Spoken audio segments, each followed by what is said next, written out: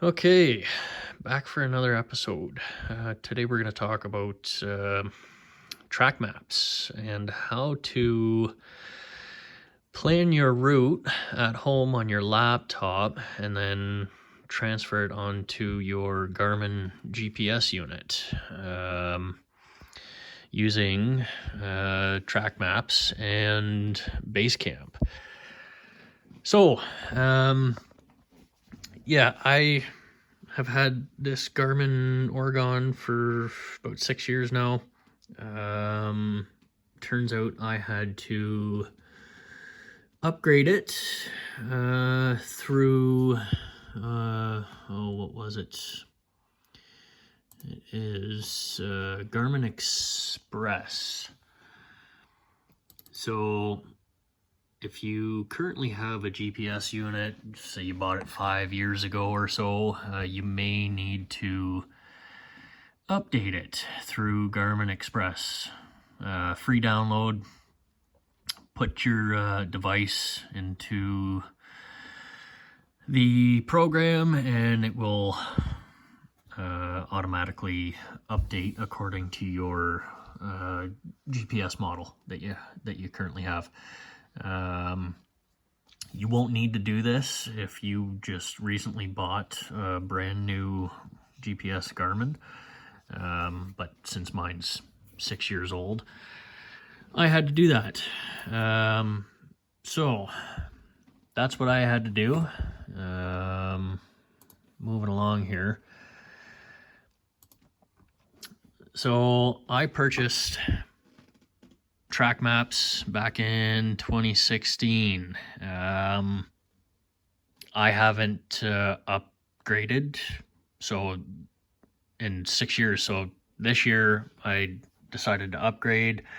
Once you have Trakmaps, it comes with 1 year of free upgrades.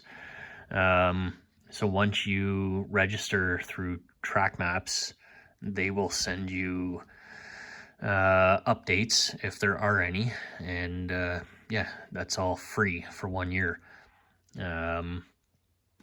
Once you have Trakmaps, if you want to upgrade annually, it's $40. I have never updated until now, so that I went through it a bit last night. There's a few small changes. You'll get the reroutes and yeah, some other points of interest, GPS waypoints and all that. Anyways, so if you are pre-planning a day ride, and you have to have your GPS plugged into your laptop, by the way, to do this, as far as I know anyways. I don't think there's a wireless option, but maybe there is. So yeah, today we're just gonna go over planning a trip. So what I do, I go to new route, click on that. We've got Muskoka area here on the map. So you just click on that. We'll go over to Kearney. So click on that. It'll automatically fill in. This is the Seguin Trail. Your route. We'll go up to Sunridge. So it just automatically filled that in. Then we'll come back over to just north of Perry Sound. Click on that. Then we'll go back down into Perry Sound. So there you go. You got a quick day route. And that shows at the bottom here approximate distance. So there's almost 300K, 289 kilometers. Not a bad little day run. Anyways, so now you got your route made up. You'll see it over here under my collection. So you can right click on this. I always rename it. we'll just do Route 1. Okay, so that's done. You can also change the color of your route as well, depending on how bad your eyesight is. Okay, so now that you've got your new route renamed, you can also rename it in your GPS, by the way. I just find that while this program's open, just do it right now, get it done, out of the way. So now all you got to do is drag it, drop it into user data. You'll see this yellow arrow pointing down and then a green check mark.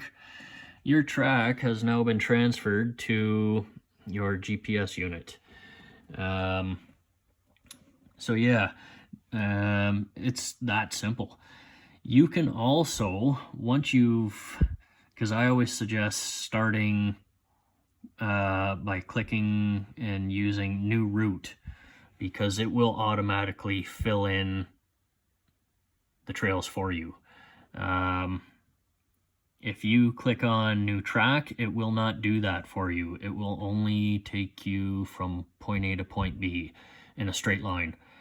It will not fill in, it won't record and fill in the actual trail for you. So what you can do from here is you can right click on your route, go down and create the track from your selected route that you just made.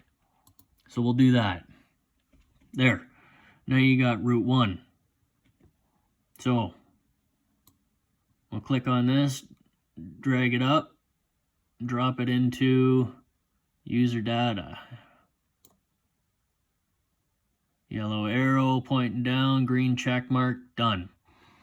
Okay, so now you got a route and a track.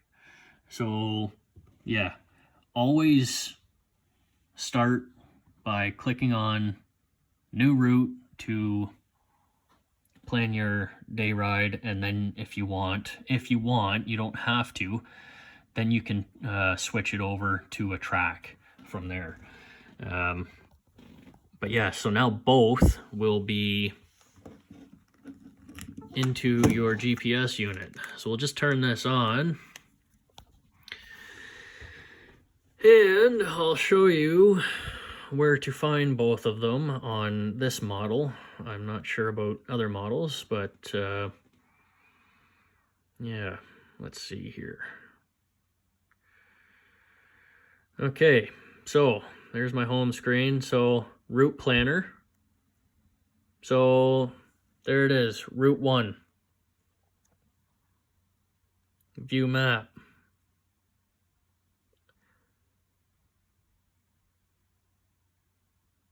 There's your route.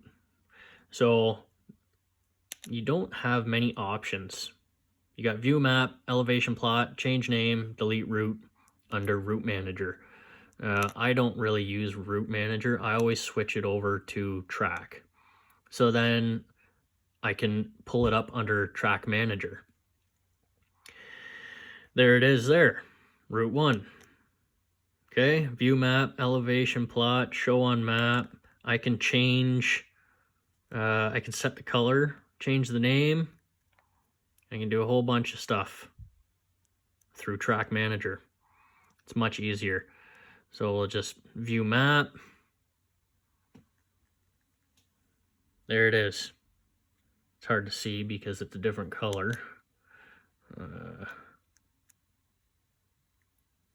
And click on green. View map. There. All under track manager.